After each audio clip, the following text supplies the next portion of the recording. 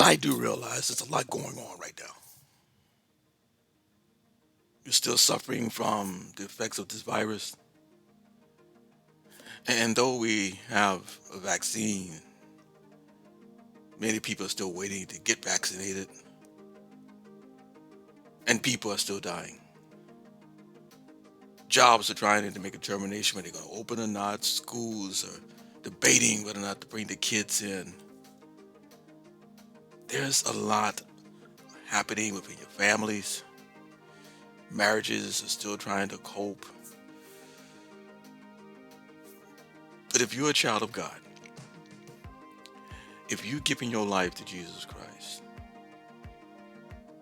then I have some encouraging words for you that I believe will help us all cope with the things that we're dealing with. And that's coming up next on Higher Learning.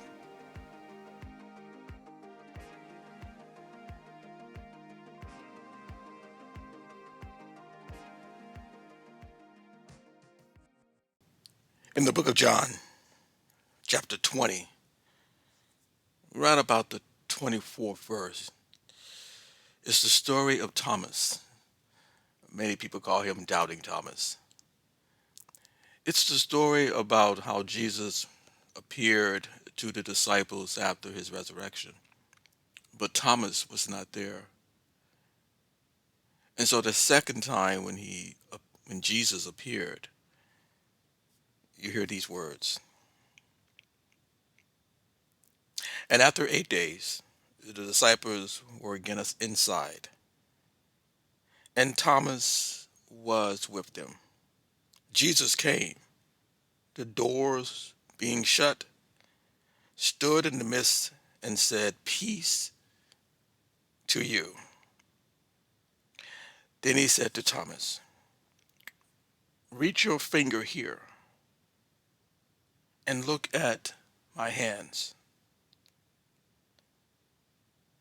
and reach your hand here and put it into my side. Do not be unbelieving, but believing." And Thomas answered and said to him, "My Lord and my God." Jesus said, "Thomas, because you have seen me, you have believed. Blessed are those who have not seen and yet have believed." The word bless or blessings means an act of declaring or wishing God's favor and goodness upon others. The blessing is not only the good effort of words, it also has the power to bring them to pass. And when I think about my life and all that I have gone through, I realize that I have been blessed. And then I start to think about people who are in my life, folks that I know. And I started to think about a lady by the name of Brenda J. Scruggs, who in her lifetime has lost a loved one here recently, was extremely sick. But when I went by to see her, she handed me two books that she has written. And what I learned was that even though she has gone through so much, she realized that God has blessed her to be able to bring about these two books. I think about our cousin. Her name is Sandy. Sandy has weathered the storms of cancer, but when you see her, she will remind you of the three Hebrew boys. And I say that because if you remember the story, when the three Hebrew boys were finally removed from the fiery furnace, their clothes were not burned. They even didn't smell of smoke. In other words, they did not look like what they've been through. And every time I hear Sandy speak or I see her online, I see someone who doesn't look like what they've been through. And she'll be the first to tell you that just like those Hebrew boys, Jesus was with her as she was weathering the storm of cancer. When I think about people who are blessed, I think about the person who every morning when I wake up, I look to my left